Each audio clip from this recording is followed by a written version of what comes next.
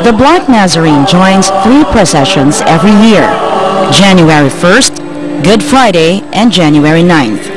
It is during the Feast of the Black Nazarene when millions of devotees gather at the Quiapo Church.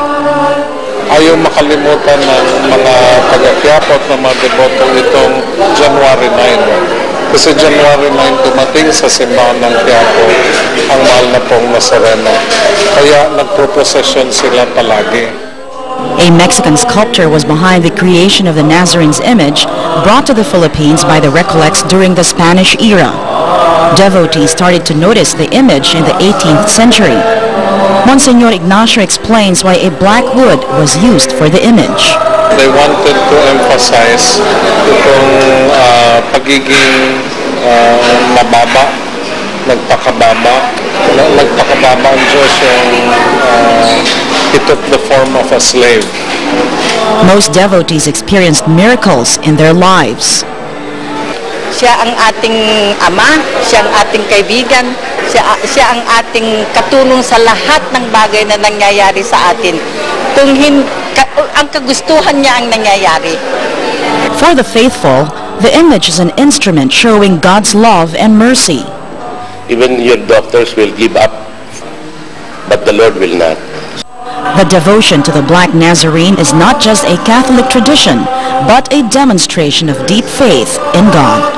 Kasi Jesus, He touched people and healed them.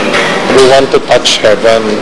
Kaya yung mga pumipila sa pahalik, they touch the statue, and it becomes a bridge for them to encounter God. Hanggat kaya ko pa po, hanggat nabubuhay ako, papasan po ako sa Kanya. Magpapasalamat pa rin po ako sa Kanya. Cecil Ardizabal, 9 News.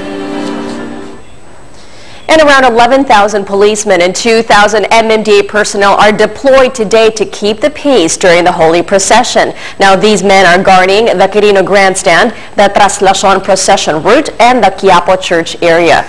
Police officials say operations today will serve as a security rehearsal for the papal visit next week. They expect the crowd to triple by then and will also deploy thrice as many men. Devotees of the Black Nazarene say they are so far satisfied with the security situation. Safe naman.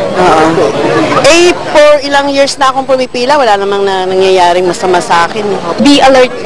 Hindi po kailangan na may police, may security guard para maging alerto. Very safe ngayon. Mas maganda ngayon kaysa last year.